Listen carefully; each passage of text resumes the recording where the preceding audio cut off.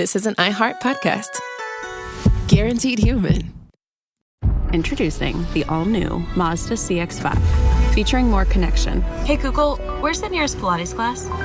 Safety that has your back. More discovery on the scenic routes.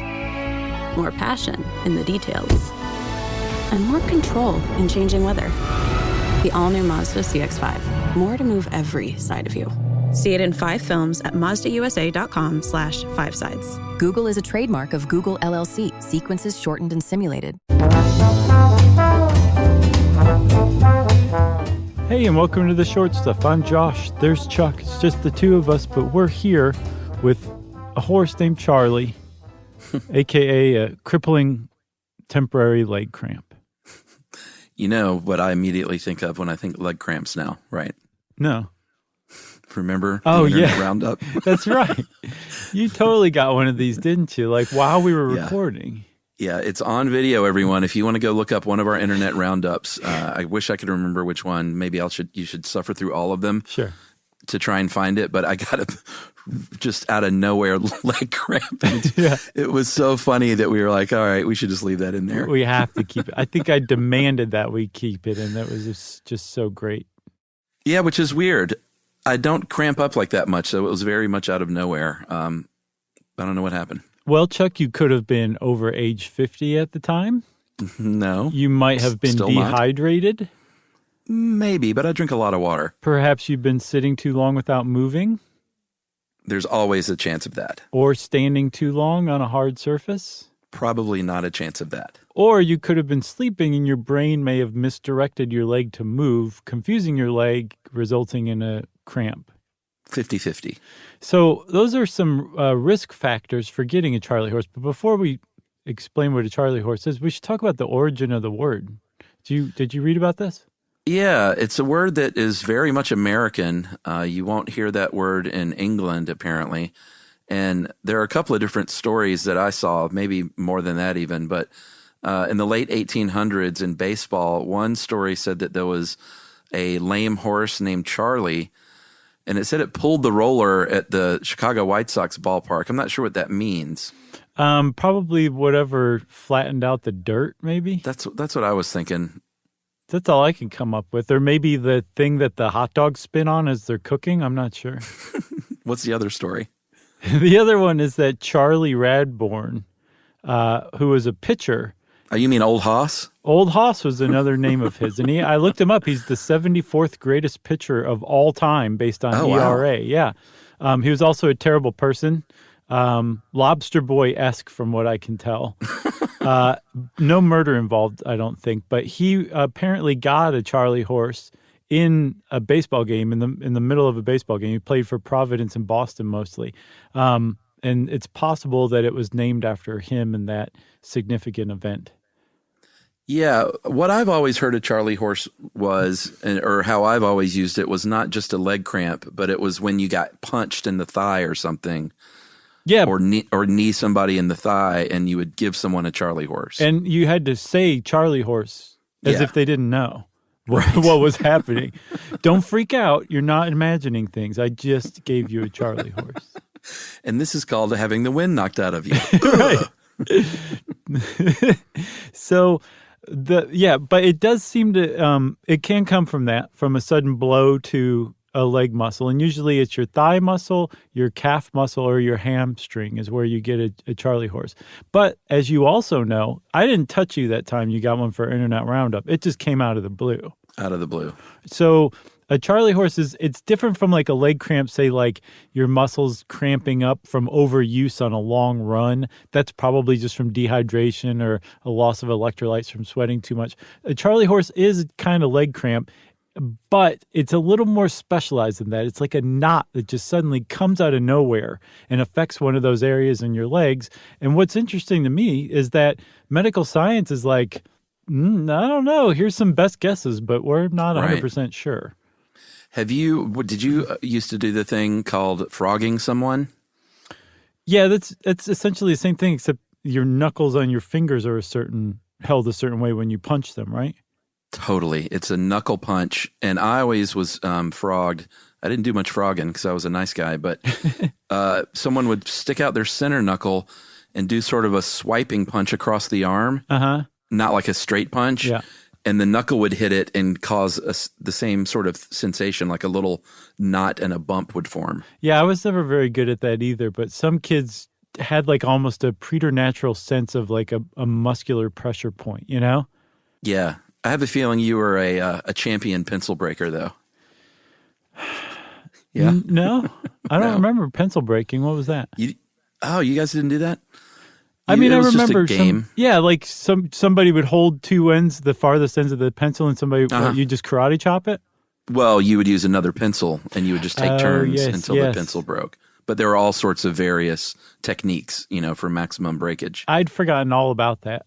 When I think pencils in school, Chuck, I think did you guys have the smelly pencils, like caramel corn scented sure. pencils and all that? Yeah. That's what I think of. Those tasted great. Were you good at pencil breaking? I wasn't very good. There was always the one Bugs Meany who could do it in one fatal blow. Is that another Encyclopedia Brown reference?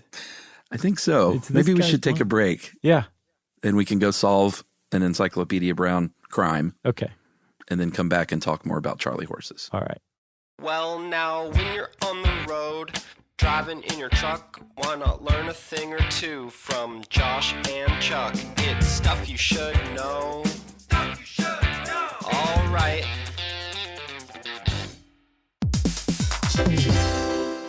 Hey everybody, I want to talk to you a little bit about Tide Evo because it represents over 10 years of innovation and product development. Tide Evo is a first-of-its-kind technology where tens of thousands of minuscule fibers are spun together to form a 6 times powerful layer packed with scrubbers, brighteners, pre-treaters, and fresheners. And that's going to deliver a breakthrough clean that's so powerful it feels like magic. Yeah, it is kind of like magic. Tide Evo is revolutionary. A 100% concentrated, waterless laundry tile that's made of compressed microfiber soap layers rather than liquid or powder. And it's not like pods or sheets because it uses 6 layers of detergent fibers to deliver superior cold water cleaning without plastic packaging of any kind. And it provides a mess-free, lightweight solution that dissolves lickety-split. So whenever you run into a laundry challenge, turn to Tide Evo. It's revolutionary. It's magic. Try new Tide Evo. Real laundry magic.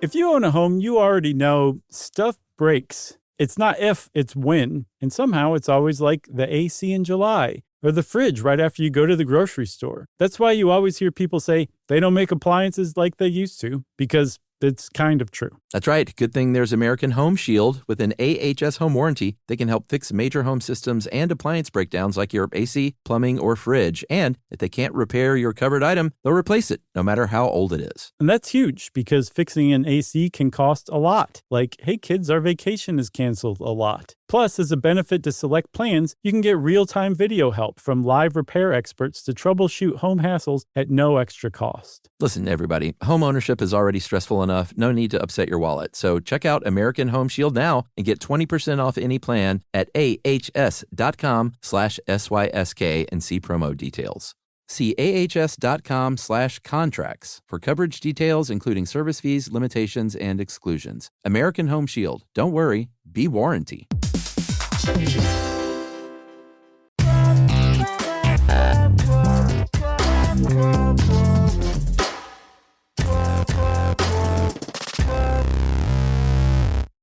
Okay, so Charley horse, leg cramp, sudden spasm, sudden muscle, medical science is baffled. Go. Yeah, so you can get a Charley horse at night when you're sleeping. It's called a nocturnal leg cramp. And just like a daytime when it can go away very quickly, or it can be a few minutes, I can't imagine, like the one I had in Internet Roundup was such a tight, violent thing. Yeah. I can't imagine that going on for several minutes. No, because it lasted maybe 30 seconds, probably the longest 30 seconds of your life. 10 full minutes of that would just be hell. Yeah, and this is not the same thing as restless leg syndrome. Yeah. That also happens at night, but that is when you sort of have the jimmy legs and you have the urge to move. But in, I think, both cases, they don't know exactly what's going on. No, they don't. And you can actually solve both cases if you get Charley horses at night while you're sleeping and they wake you up, or if you have restless leg syndrome, the Jimmy legs. You can solve both by doing stretches before bed. And sometimes I get restless leg syndrome. I don't know if I have it to a clinical degree or whatever, but like especially when I first lay down to go to bed, sometimes I can't sleep because my legs are just bugging me. And I'll really? get up and do this hamstring stretch, and it works like a charm. Like I'll be asleep in 30 seconds afterward. You know, they say stretching is just sort of one of the keys to life. Like if you start in your 20s and 30s just stretching really great every morning and every night, then your body's going to be the better for it. Do you remember we did an entire episode on sarcopenia, that stoop that you get from old age? Did we? We totally did. And I think that that's a really good way to combat sarcopenia is to be limber and stretch your back muscles too. Yeah, it's all about keeping those muscles limber. Yep. Let's do it, Chuck. Let's commit to stretching at least 5 nights a week. Okay. Deal. Pinky swear. So the other thing, virtual pinky swear. The other thing you can do, like you mentioned, is plenty of fluids if you're exercising, especially because your muscles need those fluids to relax and contract like they should. And you just got to, if you're going out there and running or even doing a good exercise walk and you're not stretching beforehand, then what are you doing? You're a chump. You're a sucker. You're just asking for it. You're a chump. You're a chucker.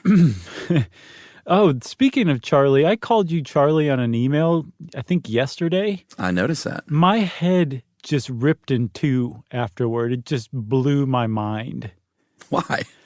You're not a Charley. You're a Chuck. But the idea that it's almost like you turned into Gwyneth Paltrow in Sliding Doors all of a sudden. Like, you very easily could have gone the life of a Charley, but you went the life of a Chuck. And I guarantee you, your life would be different. You think? In noticeable ways had you been a Charley.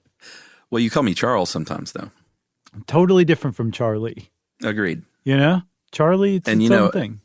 In New Jersey, I went by Charles. Oh, ooh la la. Did you have a little pencil-thin mustache, too? I did. And you wore nothing but turtlenecks? Uh-huh. Charley horses, I think we're done. No. Oh, I know. There is one more thing, right? About the old eat a balanced diet thing, which they literally say for every single condition known to humanity. Right.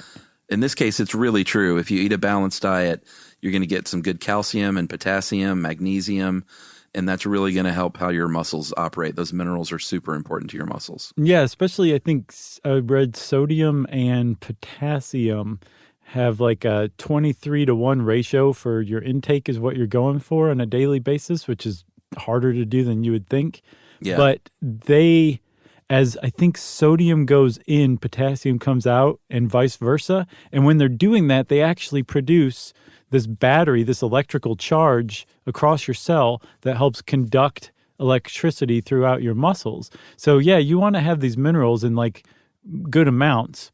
And you also want to have water because water is like the thing that everything, all of these magnificent metabolic processes take place in. So if you're dehydrated and you lose a bunch of electrolytes or your electrolytes are out of proportion, you're much more susceptible to muscle cramps of all varieties. So yeah, eat a banana. Or I saw an avocado is a really good balance of potassium and sodium too.